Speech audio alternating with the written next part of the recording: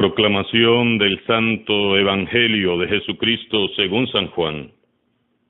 En aquel tiempo, después de lavarles los pies a sus discípulos, Jesús les dijo: Yo les aseguro, el sirviente no es más importante que su amo, ni el enviado es mayor que quien lo envía. Si entienden esto y lo ponen en práctica, serán dichosos. No lo digo por todos ustedes, porque yo sé a quienes he escogido, pero esto es para que se cumpla el pasaje de la Escritura que dice: el que comparte mi pan me ha traicionado. Les digo esto ahora, antes de que suceda, para que cuando suceda, crean que yo soy. Yo les aseguro, el que recibe al que yo envío, me recibe a mí, y el que me recibe a mí, recibe al que me ha enviado.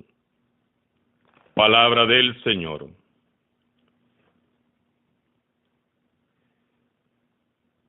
A partir de hoy, jueves, de la cuarta semana de Pascua, San Lucas nos relatará en su libro de los Hechos de los Apóstoles la misión de Pablo y de Bernabé. Estos relatos estarán llenos de nombres, de lugares y de ciudades. Bajaron a Seleucia y de allí zarparon para Chipre. En Pafo se hicieron a la vela y llegaron a Perge de Panfilia. Desde Perge siguieron hasta Antioquía de Pisidia. El sábado, Pablo y Bernabé entraron en la sinagoga y tomaron asiento como todos los demás. Después de la lectura de la ley y los profetas, los jefes de la sinagoga les permiten hablar y ellos, llenos del Espíritu Santo, aprovechan la ocasión.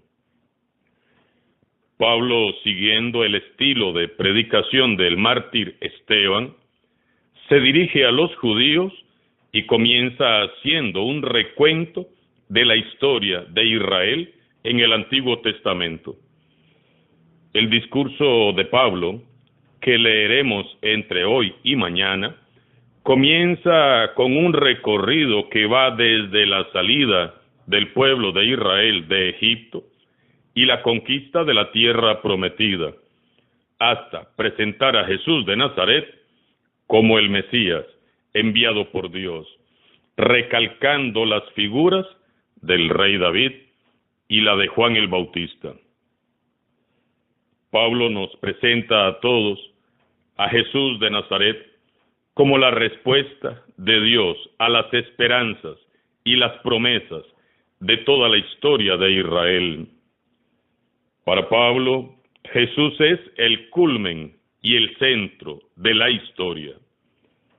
El discurso de Pablo en la sinagoga de Antioquía de Pisidia es un testimonio maravilloso de la certeza que tenían los primeros cristianos de una verdad fundamental. En Jesús, el mensaje y las promesas del Antiguo Testamento alcanzan su plenitud.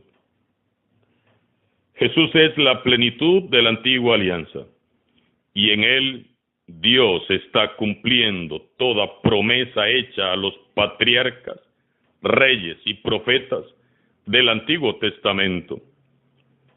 Jesús es el gran enviado, el Mesías prometido, el Hijo de Dios.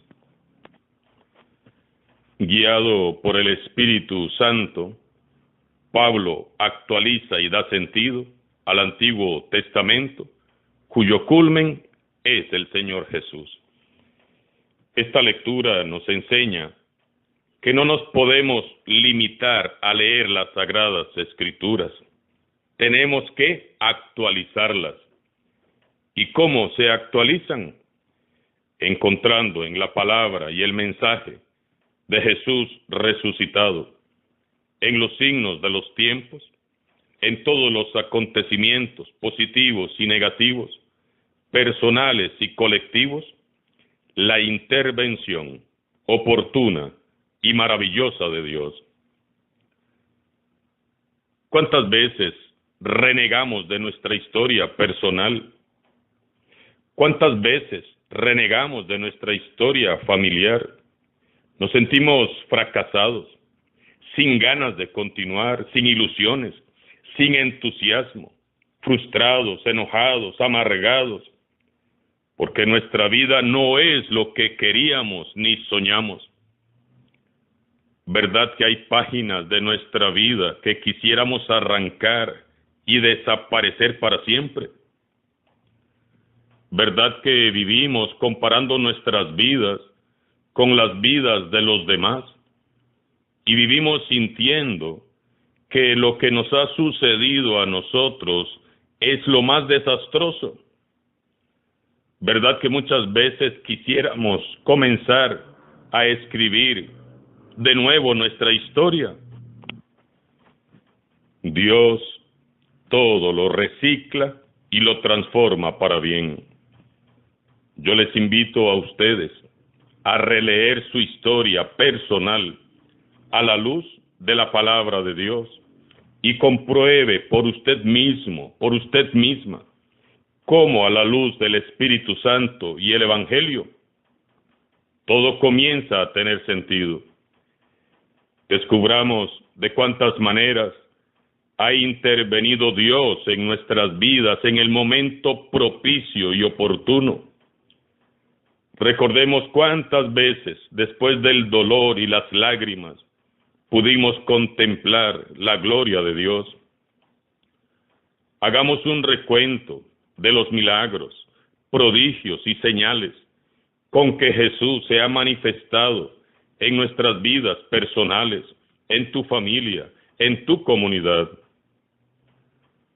Tomemos nuestra vida personal como un relato de fe, una buena nueva, una buena noticia o una parábola cuyo significado tenemos que intentar interpretar y cuyo culmen y centro es Jesús.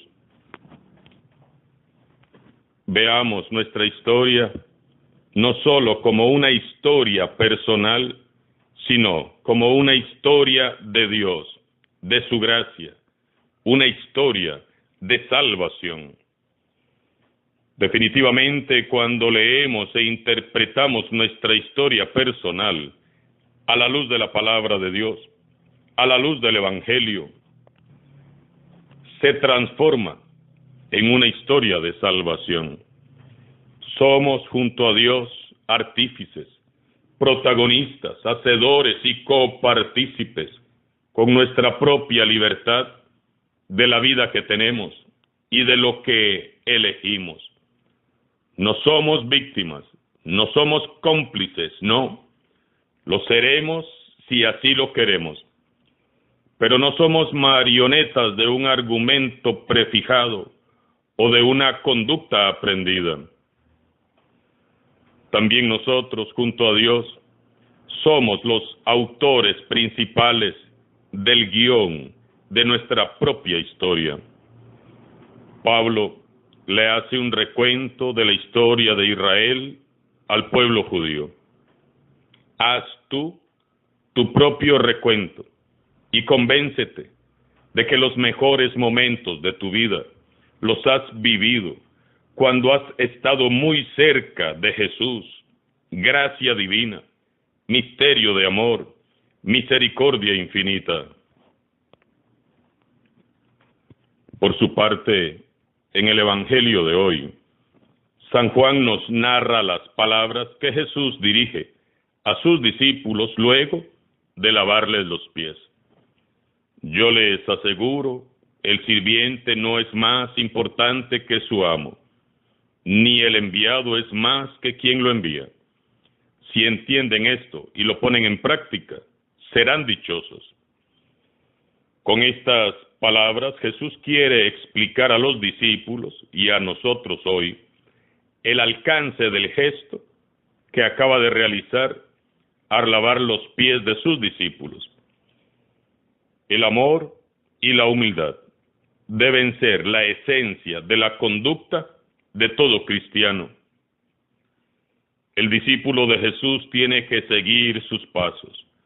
No basta con decir que somos sus discípulos. Esto de ser cristiano implica amar sin límites, como nos amó y nos sigue amando Jesús, hasta que duela. ¿Y cuándo es que duele el amor? Cuando nos toca negarnos a nosotros mismos, cuando nos toca machacar o nos machacan nuestro ego y nuestro orgullo, cuando cargamos la cruz, cuando somos perseguidos, calumniados y maltratados por causa de Jesús.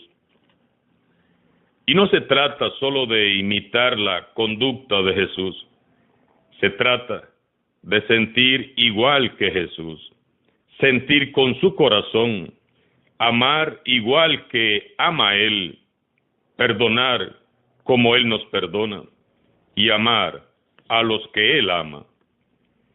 Esto es convertirse en servidor incondicional, en sirviente del prójimo, por amor.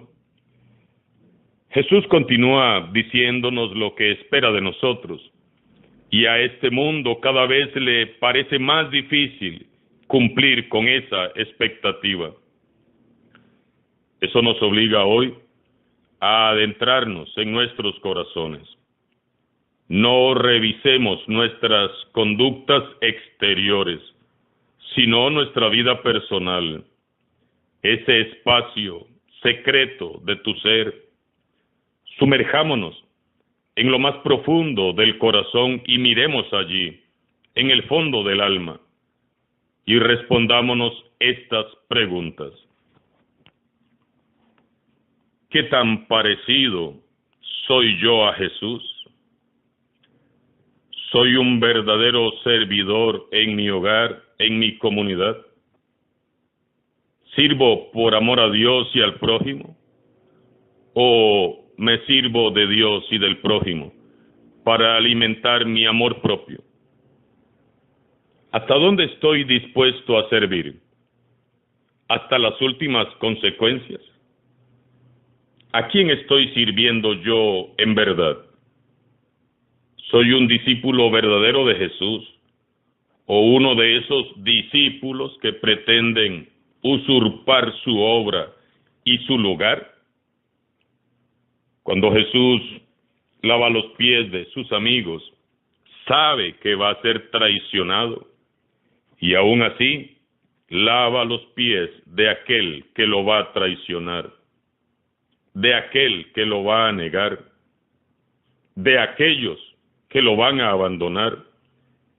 Jesús se convierte en su esclavo por amor. Y es lavando los pies como nos revela su divinidad. Se los digo ahora, antes de que suceda, para que cuando suceda, crean que yo soy. Yo soy. Este es el nombre santísimo que Dios le reveló a Moisés en la zarza ardiendo. Yo soy. Jesús es el culmen, la cima más alta, la cumbre más excelsa del amor, el gran yo soy, que dará sentido y plenitud a nuestras vidas. Jesús nos ha dado ejemplo y nos hace una promesa. Él nos ha dicho, dichosos ustedes si lo ponen en práctica. Nosotros somos quienes elegimos qué tan dichosos queremos ser. Se los repito, solo en Jesús tu vida tiene sentido. Él es el único que puede transformar tu historia personal, por triste o vacía que sea, en una historia de salvación y vida nueva. Nuevamente te invito a releer tu historia con los lentes de la fe bien puestos y a ser dichoso, a ser dichosa, poniendo en práctica el Evangelio. Alabado sea Jesucristo, sea por siempre bendito y alabado.